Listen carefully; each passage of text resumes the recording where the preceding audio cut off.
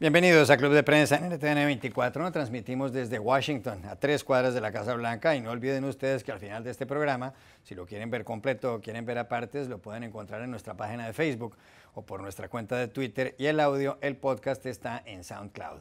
Les doy la bienvenida a los invitados hoy al Club de Prensa. En primer lugar, el periodista de ProPublica, Sebastián Rotela. Bienvenido a esta mesa, como siempre. Muchas gracias.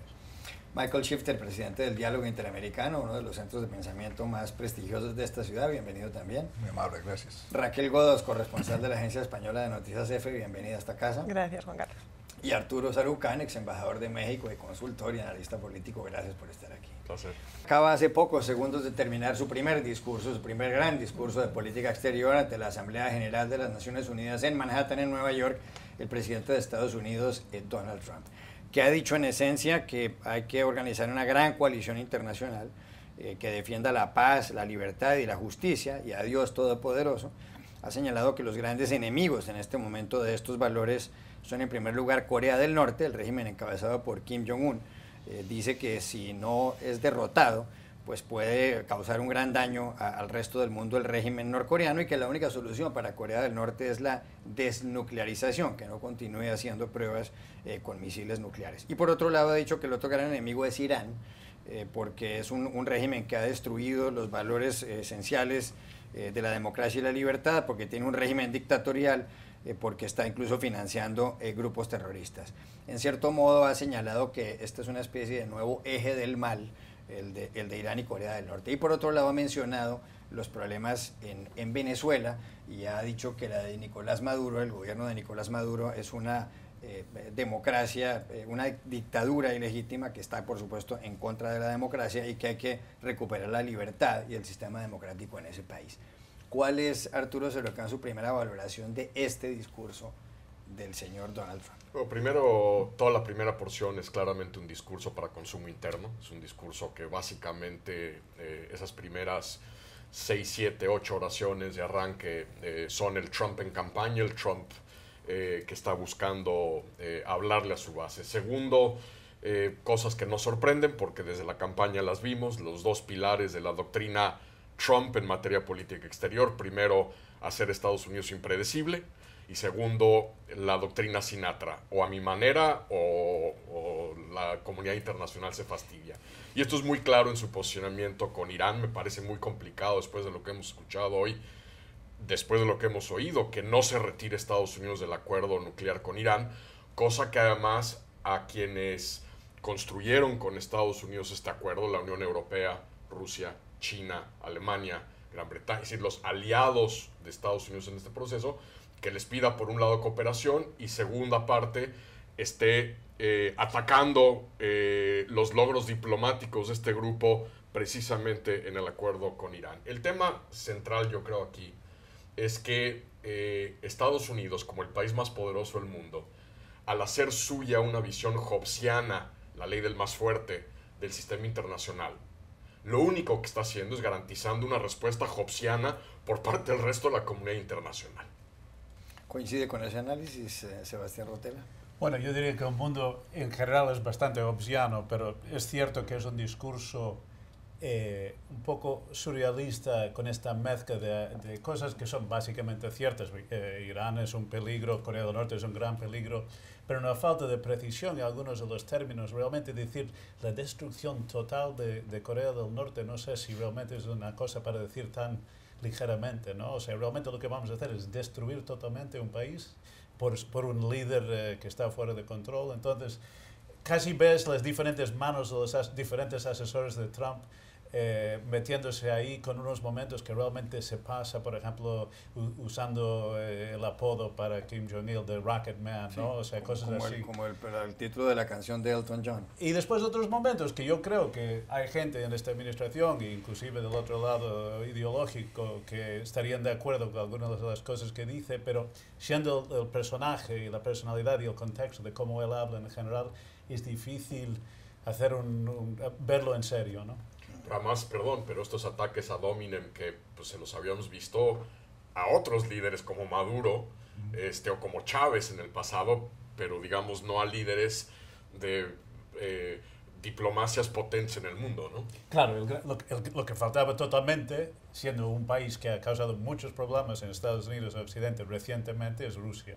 Y lo que yo escuché fue solo dar gracias a Rusia por sanciones, ¿no? O sea, hubo una alusión velada al tema de Ucrania, pero fue interesante como no, o sea, la visión de Rusia, la visión de Arabia Saudí, que uno podía decir que ha sido un actor problemático en el pasado en lo que es el apoyo a la ideología extremista terrorista, habló como un gran aliado y amigo, ¿no?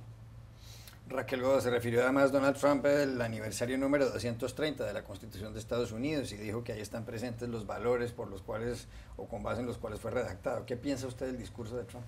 Una constitución a la que está continuamente poniendo en jaque porque tiene no sé cuántas demandas puestas y llevadas hasta puntos que están evaluando qué órdenes están quebrando los valores constitucionales del país, ¿no? Creo que en su línea pues hay una parte del discurso que ha estado totalmente, bueno, redactada por sus asesores, como decía Sebastián, y que se nota muchísimo y que aparte se vuelve como increíble, ¿no? Uno cuando empieza a escuchar a Trump y leyendo un discurso es como poco creíble. Es muy curioso que uno no pueda creer de entrada a un presidente de Estados Unidos.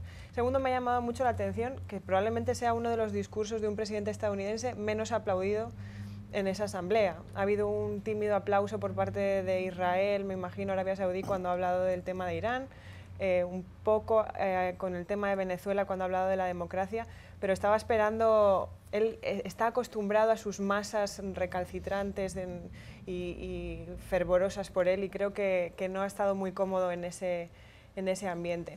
En cuanto a Corea del Norte, pues es que evidentemente las palabras que utiliza son tan duras. Yo no sé si ha estado discutiendo con sus asesores si poder utilizar o no esas frases, si él ha tachado frases del discurso y lo ha reeditado por encima, pero me parece que de entrada es un discurso poco coherente en ciertas fases, demasiado peligroso en ciertas otras y muy poco común, ¿no?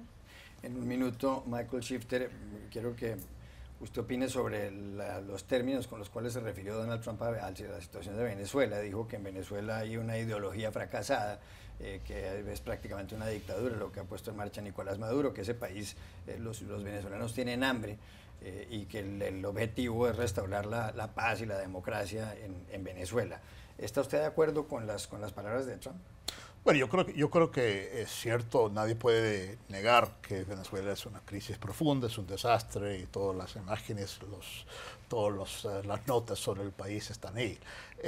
La pregunta es qué hacer, ¿no?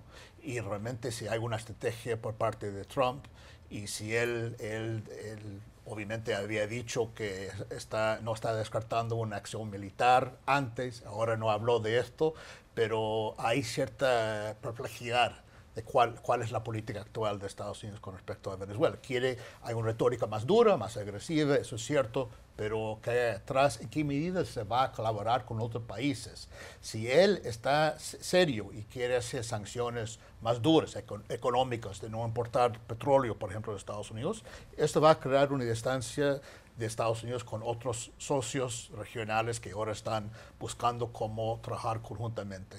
Y otra cosa es, lo que llama la atención es que Venezuela es el caso donde está destacando el tema de democracia, ¿no? Si vamos a otras partes del mundo, como Rusia, como Turquía, como Filipinas y todo, no hay tanta preocupación por la democracia, pero Venezuela sale como una excepción, entonces también lo hace un poco difícil creer y hace poco coherente por qué Venezuela y en otra parte del mundo no hay tanta preocupación por violación de derechos humanos y democracia. Arturo Sarucán, ¿cuál es su parecer sobre lo que dijo Trump acerca de Venezuela? Yo creo que lo que dice Michael es muy atinado, sobre todo este problema de que para hacer un análisis de lo que ocurre en Venezuela, pues está muy claro lo que ocurre en Venezuela allí, pero no está viendo, o no estoy yo viendo por lo menos, por parte del gobierno de Estados Unidos, una hoja de ruta clara sobre cómo confrontar y qué hacer para solventar esta profunda crisis política en materia de derechos humanos que vive hoy Venezuela. El tema que me pareció peligroso del discurso de Trump es que hasta ahora Estados Unidos, vía el Departamento de Estado, sobre todo Rex Tillerson, secretario de Estado, había sido muy cuidadoso en mantener una especie de cordón sanitario entre lo que están haciendo otros países latinoamericanos con respecto a Venezuela y la posición americana. Es decir, lo que hoy escuchamos por parte de Trump pareciera implicar que lo que están haciendo los países latinoamericanos con respecto a Venezuela es en respuesta a peticiones o presiones estadounidenses. Y esto me parece un error garrafal. Porque primero hay países latinoamericanos que por decisión propia, finalmente, después de años, han decidido a empezar a tomar cartas en el asunto y a revisar posturas anquilosadas y decimonónicas con respecto a los principios de no intervención en los asuntos internos de otros países. Pero el tema más delicado aquí es que si hay percepción en algunas de estas naciones de que lo que están haciendo sus cancillerías y sus gobiernos es como parte de una petición expresa de la política exterior de Estados Unidos, le van a reducir el margen de maniobra a estas cancillerías latinoamericanas, y me parece un autogol brutal que pudiera estar anotándose hoy la diplomacia estadounidense con respecto al hemisferio. Sebastián Rotella. El problema con la parte de Venezuela, o sea, tenía poco tiempo para hablar de Venezuela, entonces perdió bastante tiempo para mí en una lucubración hablando de cómo Venezuela era el ejemplo clásico del socialismo logrado, o sea, el caos y el desastre, ¿no? Entonces, podía ser muy duro con Venezuela, llamarlo una cleptocracia, un estado fallido, pero en aquellos pocos minutos, como dicen los compañeros, hubiera sido interesante que avanzara alguna visión de qué hacer. Una propuesta de solución. Dijo básicamente, estamos preparados para hacer más cosas, tomar más acciones, ¿no? Pero ahí, otra vez, parece que algún asesor que no sabe mucho de Venezuela insiste mucho en que hay que hablar de Venezuela como un ejemplo del socialismo fracasado, que no voy a defender el comunismo, pero no sé si es la prioridad cuando hablas de Venezuela en un contexto así. Entonces es triste en ese sentido, pero otra vez, como decíamos, el problema es separar el personaje de los temas, ¿no? Y lo triste aquí es que hemos llegado a un momento que, inclusive cuando hay cosas que son una línea que podría ser más o menos interesante y atinada, el contexto de lo que ha dicho el señor y cómo es lo hace más difícil evaluar qué está diciendo y qué va a hacer. El mensajero más que el mensaje. Raquel Guadas. Sí, es que estoy totalmente de acuerdo con ellos. Creo que hay un punto de incredulidad basado en el personaje y también en que las líneas se contradicen entre sí. No puedes estar hablando de humanidad y paz y 3 párrafos antes estás diciendo que vas a destruir totalmente un país. En sí mismo se contradice, ¿no?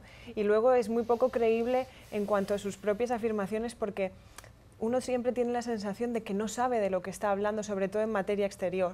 Este señor está muy preparado en términos económicos, sabe muchísimo sobre negociar y hacer este tipo de cosas, pero cuando se le pone en temas exteriores parece que está perdido, ¿no? Como un elefante en una cacharrería. No sé muy bien hasta qué punto se ha preparado este discurso, no sé hasta qué punto él ha peleado por meter líneas esas líneas que jalean a su base, como bien decía el embajador. Entonces, no sé hasta qué punto él sabía ante qué audiencia estaba hablando, si tenía claro cuál era el mensaje que estaba lanzando, y sobre todo me parece muy importante este tema del cinismo con Venezuela, porque creo que a Venezuela se la está politizando desde fuera. Yo no niego que ese país tiene muchísimos problemas, es evidente, pero creo que hay un error de la comunidad internacional y de los gobiernos haciendo uso del problema de Venezuela como un arma política interna. Utilizar a Venezuela para ganar réditos políticos es hacer daño también a Venezuela, porque no ayuda al diálogo tampoco. Y me parece muy cínico, sobre todo, por ejemplo, en casos como el de Filipinas. Lo que está viviendo ese país es brutal y no ha habido ni una mera mención a lo que está ocurriendo ahí, como decía Michael. Myanmar está pasando por está en los titulares de los medios hoy. ¿Por qué eso no sucede? Porque no le da réditos políticos y no le da ventajas. No puedo imaginar a Nicolás Maduro escuchando ese discurso sobre Venezuela cuando al principio dedicó mucho tiempo al tema de la soberanía, ¿no? Como un gran pilar del sistema internacional, Naciones Unidas, y luego amenaza con, claro, ¿no? con violar, intervenir y violar soberanía. O sea, hay que ser, o sea, la gente dice, bueno, por un lado estás en favor de soberanía, por otro lado, si no estás de acuerdo o piensas que las cosas van mal, está dispuesto a intervenir. Entonces, eso es violación de soberanía. Entonces, ahí... Es que soberanía es su manera. Por eso digo que es la doctrina Sinatra de Donald Trump. Por eso, soberanía de acuerdo a su propio criterio y no ningún criterio consistente ni coherente. propósito, anoche en el Hotel Palace, en el Palace Hotel en Manhattan, en Nueva York, hubo una cena del presidente Donald Trump con algunos líderes latinoamericanos. Tenía sentado enfrente a Juan Manuel Santos, el presidente de Colombia, y estaba el presidente de Panamá, estaba el presidente del Brasil, Michel Temer, y algunos diplomáticos de otros países. Hablaron, repito, de la crisis venezolana, pero además dijo en algún momento el señor Trump que él esperaba que los países vecinos de Venezuela o que están en el hemisferio hicieran más.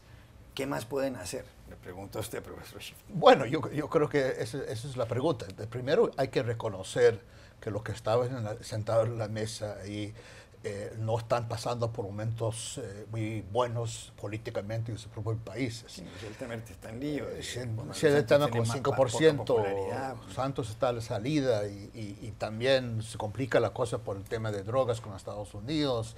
Kuczynski, que iba a estar confirmado, no pudo estar porque hay falta de confianza en su propio gobierno. Eso demuestra, sí, hay cosas que se pueden hacer con gobiernos que son realmente apoyados, que son fuertes, que tienen capacidad de actuar, ¿no? Pero en este momento es un mal momento. O sea, en ese sentido, yo creo que sí, hay cosas que se puede hacer. Puede haber mucha más presión diplomática que ha habido hasta ahora, pero es muy difícil dar prioridad a este tema por los países vecinos mientras que está pasando momentos muy difíciles políticamente en cada país.